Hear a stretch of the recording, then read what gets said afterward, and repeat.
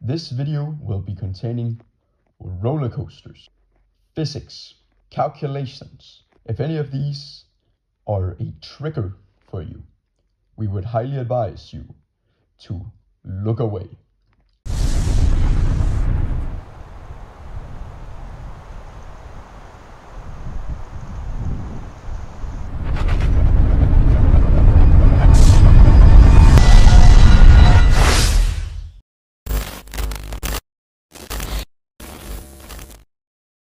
Vi har været i Tivoli for at indsamle data fra den gamle rutsjebane.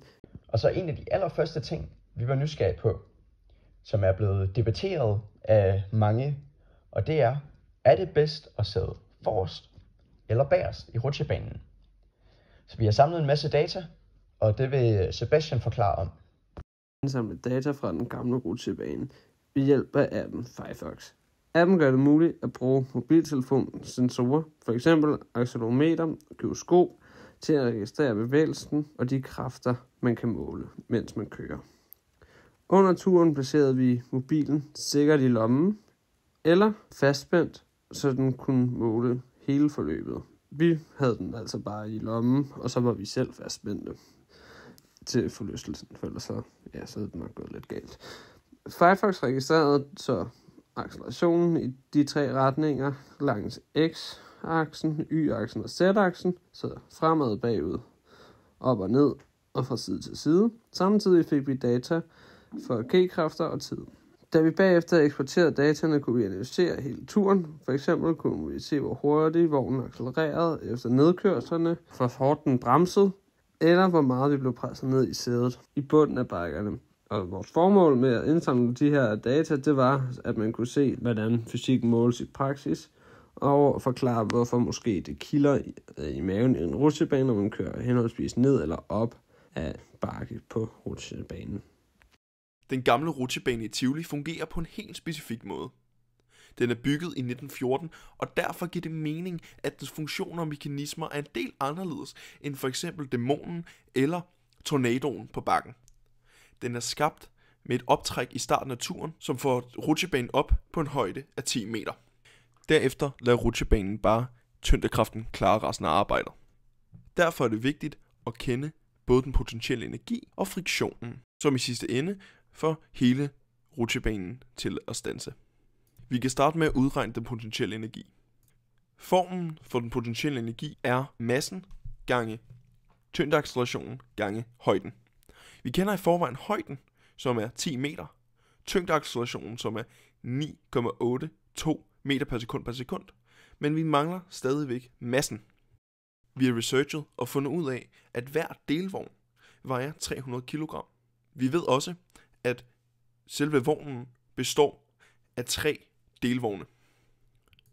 Det skaber en fuld vogn på 900 kg. Men hvor mange kan der sidde i sådan en vogn? Hver delvogn består af 4 rækker, og hver række har 2 sæder. Det gør i alt, at der er 24 sæder på en hel vogn. Men der er også en vognfører. Vi har valgt at antage, at vognføreren er en mand.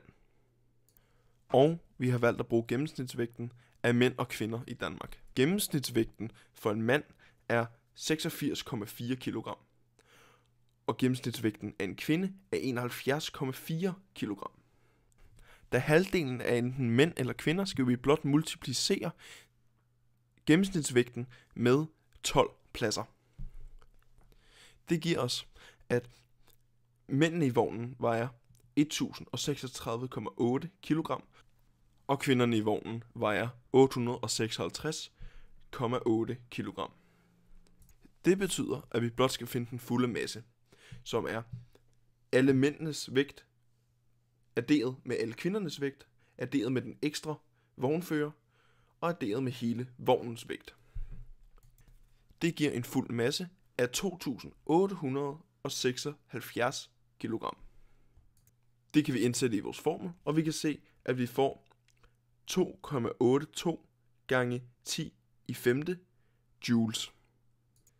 Vi kan nu finde friktionskraften. Vi har researchet og fundet ud af, at hele turen er 620 meter lang. Og vi har også fundet ud af, at selve optrækket er 100 meter langt, hvilket skaber en hel tur på 520 meter. For at finde arbejdet skal vi blot bruge det tabte energi over hele turen og længden, som turen er. Hvilket giver os et arbejde på 542 joules per meter. Hvilket også betyder, at vores friktionskraft er 542 newton. Vi kan da finde friktionskoefficienten, som er en slags gennemsnit for, hvor meget friktion der er over hele turen. Vi kan her bruge formlen friktionskoefficienten, som er lig friktionen over normalkraften. Vi kan starte med at finde normalkraften, hvor vi blot bruger formlen normalkraft er lig masse gange tyngdeaccelerationen. Vi har vores friktionskraft, og vi har vores normalkraft, hvilket giver os en friktionskoefficient på 0,0192. Og nu når vi kender vores energi, altså joule, det vil kræve at trække den derop, så kan vi se på, hvilken effekt motoren skal kunne levere. Og effekt, det defineres som energi, altså joule per tid, hvor E er som sagt er energien i joule, og tiden er i sekunder. Dog mangler vi tiden, så den måde vi fik tiden på, det var at vi målte, hvor lang tid det tog fra punkt 0, altså bunden af bakken, til toppen af bakken. Og det fik vi til cirka 17 sekunder. Derefter der indsætter vi tallene, hvor vi indsætter vores energi per tid. Og der får vi, at motoren skal kunne levere en gennemsnitlig effekt på 16,6 kW.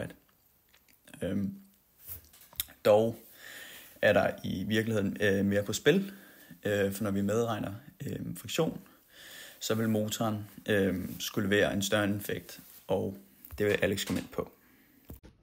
Mange tak for det, Frederik. Hvis vi tager hensyn til friktion og vinklen, så i stedet for at regne den potentielle energi, så skal vi finde mængden af arbejde. Og for at tage hensyn til friktionen, så skal vi finde gnidningskraften. Gnidningskraften kan vi finde ved at gange vores friktionskoefficient med vores normalkraft. Og så kan vi få vores gnidningskraft. Og vores gnidningskraft, den skal vi gange med strækningen, og det skal vi så gange med cosinus til den vinkel, det er på. Så det vil være gnidningskraft gange strækning gange cosinus til de der 8,7 grader.